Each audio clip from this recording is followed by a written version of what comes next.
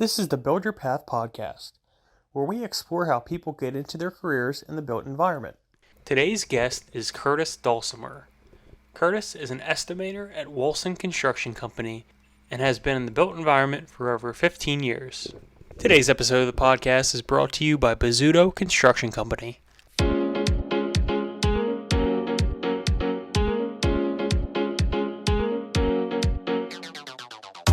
Welcome on into the Build Your Path podcast, hosted by myself, Matthew Pine. I am with my guest today, Curtis Dalsimer, estimator at Wohlsen Construction.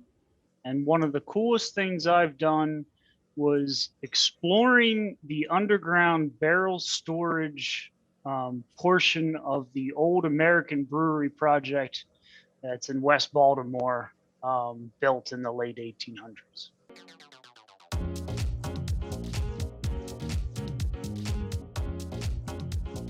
Well, Curtis, we're very happy to have you on the show today. Yeah, thanks for having me, Matt. I'm looking forward to it. Absolutely. So you're the first cost estimator on the show, which is kind of a unique position.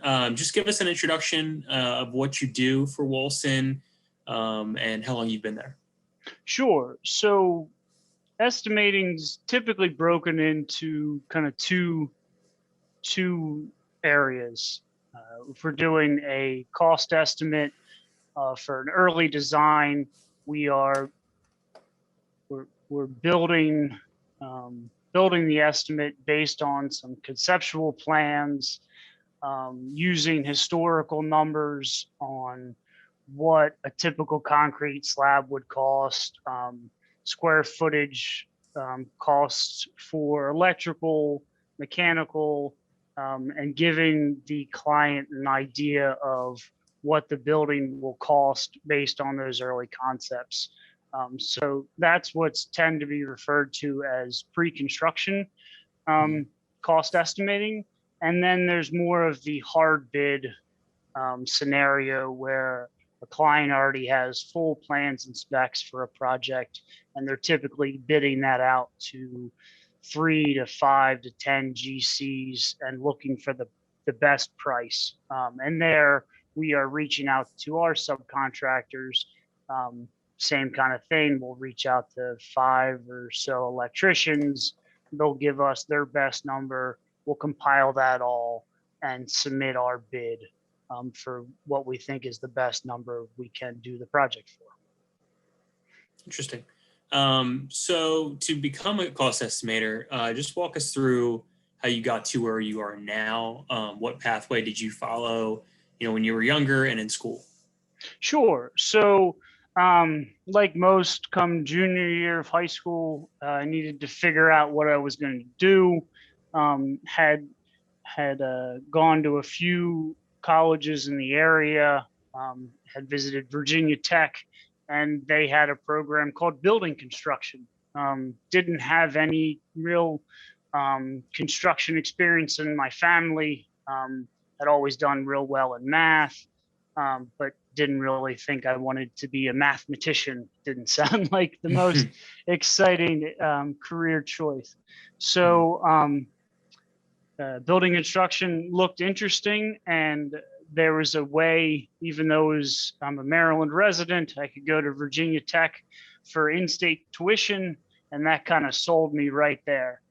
So did the 4 years of college, came out.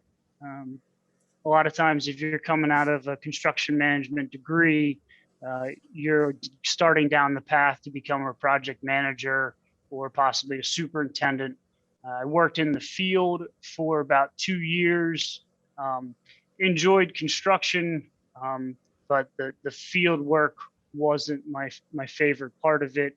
They were trying me out in estimating, and with my enjoyment of mathematics, I quickly figured out that was what I wanted to be, and I latched onto it, and I've been doing that ever since. Yeah, we actually had a previous guest on, Stephanie McShane, and she talked about how she initially started out in cost estimating, but kind of moved around careers within the construction industry. So that's pretty cool to hear. Have you had a mentor in your life at all? Sure. I would say the biggest opportunity for that was with that first company, Struver Brothers, which is where I went to the those barrel vaults for the American brewery. When I started in estimating there, they had a nice team of estimators, Stan, Nick, Paul, and Kathy. So I was there for an additional 3 years as an estimator.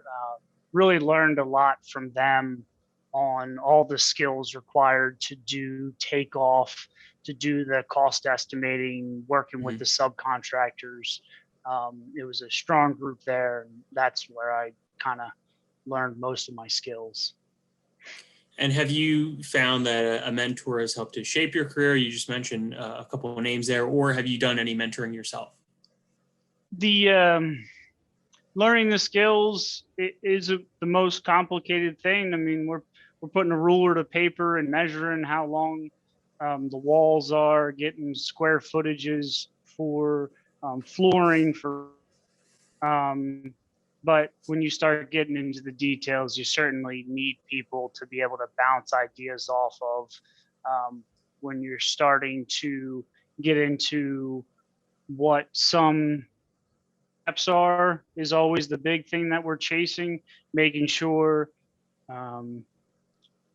you know who's going to pick up the window caulking. You know the window contractor is going to be installing the window, but typically they will caulk it, mason caulking it. When you've got dissimilar materials coming together, that's a lot of times where you can have the scope gaps, and it's always important to have people to bounce those questions off of that have the experience. And I've enjoyed helping others, being a mentor to others as they get into the cost estimating. A lot of times I'm working with project managers that are focused on putting the work in place and having the contracts set up, and all of the work that I'm doing is before those subcontracts are set up, and helping guide others and how best to go about that. So besides your passion for math, you mentioned in school, talk about your passion for the construction industry as a whole itself, and what makes you get out of bed in the morning.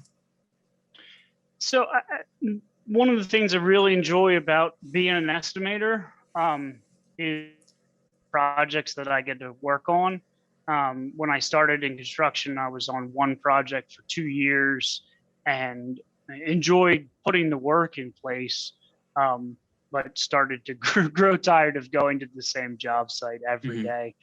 So as an estimator, I'm typically working on 4 or 5 projects at a time, and the variety is great.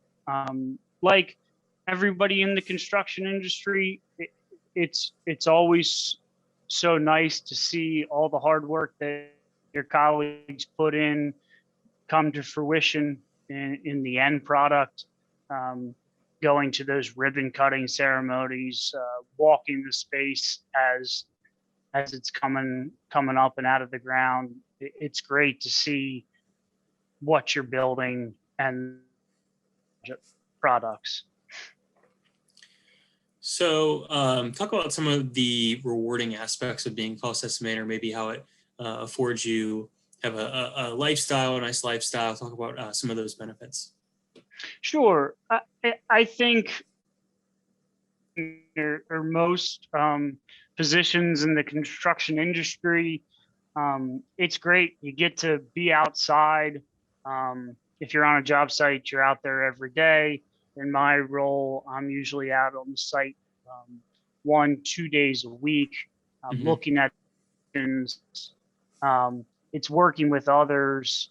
It's again seeing all that work go in place, and I really enjoy the fact that there's so many different roles in the construction industry. If the role that you're currently playing doesn't seem like that's going to be your long-term career, there's always movements that can be made.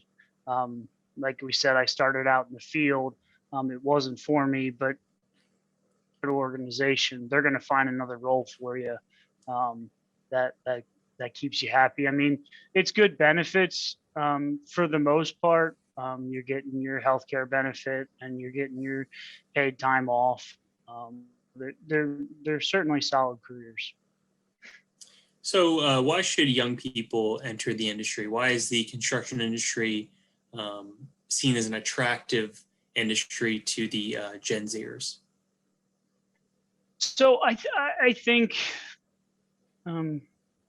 there's a few different reasons there. I mean, anywhere you go, you look around you, there's lots of buildings out there. Every one of those buildings is going to have to get renovated at some point in the next 20 years. So there's always work to be had. The industry is always changing, but there is always work. And like I said before, there's such a variety. If you want to be on the design side, if you want to be on the general contractor side, there is a world of subcontractors out there. Anything, some of it gets very technical, the visual systems, some of it's pretty basic. There's any multitude of positions that you can have, and for the most part, they're all well paying if put in the time and the effort within a few years. It's a well paying job. So, what's one thing you would tell a young person that you wish you knew when you were just starting out? So one thing I would tell them is, don't feel like you have to the next 15 years of your life played out, and what your role is going to be. Like I've said a couple times here, there's so many opportunities out there in the built environment. If you get your feet wet, you'll quickly see all the opportunities that are out there, and then you can really start to chase what burns that fire and can lead you to a long career in the industry. And as a wrap up for you, Curtis, what do you love most about working for Wohlsen? Here at Wohlsen, I think it would come back to the people. Wohlsen has been around for 130 years.